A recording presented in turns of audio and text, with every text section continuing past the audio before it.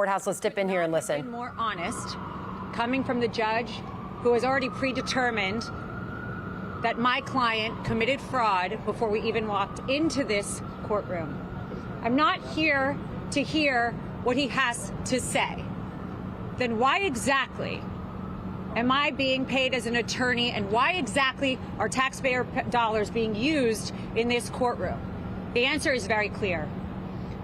Because Ms. James wants to stand right here like she did this morning and call my client a liar, call the company fraudulent, and make a name for herself. She said this morning that the numbers don't lie, and they won't lie in this case. Well, Ms. James, I have a message for you. The numbers didn't lie when you ran for governor, and that's why you dropped out. And the numbers don't lie when President Trump runs for office in 2024. And those numbers are loud and clear. This country is falling apart.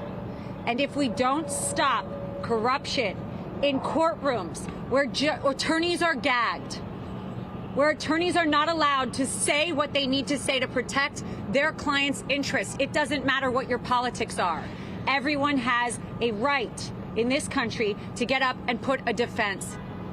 I don't care who you are. You have a right to hire a lawyer who can put objections on the record. You have a right to hire a lawyer who can stand up and say something when they see something wrong. But I was told to sit down today. I was yelled at, and I've had a judge who is unhinged slamming a table. Let me be very clear. I don't tolerate that in my life. I'm not going to tolerate it here. And you know what? You shouldn't either. Because not every American citizen gets a camera and a microphone. And what I'm seeing is such a demise of American judicial system and democracy. Ms. James came out this morning and said that she knew Mr. Trump, and she always calls him Mr. Trump because it kills her that he was the president. But the 45th president of this country, one of the best presidents we've had, has built a great company. It's worth a ton more than that statement of financial condition. And she doesn't know how to get out of it because her politics won't allow her. She calls him a bully. She says he's going to bring out racial slurs. He's going to say things today and taunt her. Well, Miss James, you taunted him. Before you came into office, before you saw one record, one statement of financial condition, you taunted him. You said his administration was too male and too pale. Those are her words. She said that she and Michael Cohen were going to be his biggest nightmare. Well, I have some news for you, Miss James. Michael Cohen folded, lied, and crumbled. Your star witness, along with all the DAs and corrupt AGs, need to be paying attention to what happens when you let us take the stand, when you let my client speak the truth, and the judge can tell me to sit down, and he can try and shorten my client's testimony, but it is loud and clear. They've got nothing. They've got nothing but their politics. She's got nothing but her Soros backing, which we discovered recently. And I am sick and tired of seeing it. Pay attention, America. Pay attention. Because when you're in court one of these days and you don't have a lawyer that has a microphone, and you don't have a lawyer that can go on TV, and you've got judges gagging them, what are you going to do? We need to fix this country. And we need to stop what is happening in this courtroom. President Trump is worth a lot more, and she wasn't ready for it. She doesn't understand it. And before she rushed to judgment, she should have thought about attacking somebody with over 50 years of real estate expertise who changed single-handedly the skyline of New York City.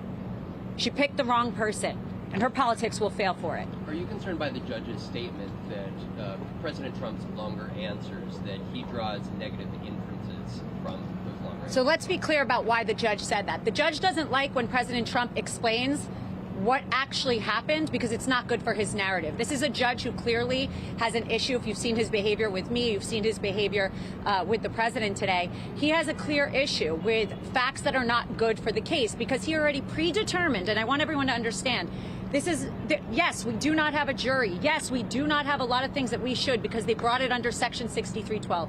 But this judge decided this case and liability before we walked up those stairs. I didn't have a shot. So right now we're sitting here doing a whole dance, and the only thing they want are facts that are bad for Trump. That's why he's silencing him. That's why he's telling him short answers, and that's why he's clearly enraged. His face is red. He came in hot, and he doesn't know how to handle him. Knowing the judge is the one who will decide the penalties, have you urged your client, President Trump, to keep his answers more concise based on the judge's urging? If my client was worried about people's penalties on him, and that's supposed to silence his right to free speech and his right to take a stand and explain, then I wouldn't want to represent him. My client's done nothing wrong. His answer should be full, and if they try and silence him, the record will reflect that, and we'll deal with it on appeal. Yes. Anything else? Why did the president plead the fifth last year if he was willing to testify today? So everything is done strategically. I can't get into that.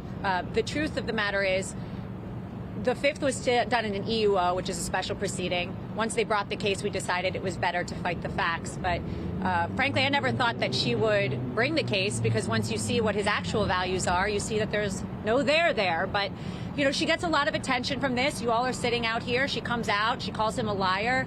I mean, this is third world stuff. You're not allowed to run before you even know what somebody's company is, before you even know what their financials are, and call someone a liar and call them a fraud and base your politics on this. Miss James would not be the Attorney General but for President Trump. Let's be very clear about that.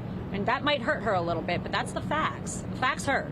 That's why she wasn't a good governor. She didn't make governor. She didn't even come close. She used this case as a cover. Numbers don't lie, Miss James, to use her own words. Numbers don't lie. Anything else? Thank you, everybody. Thank you.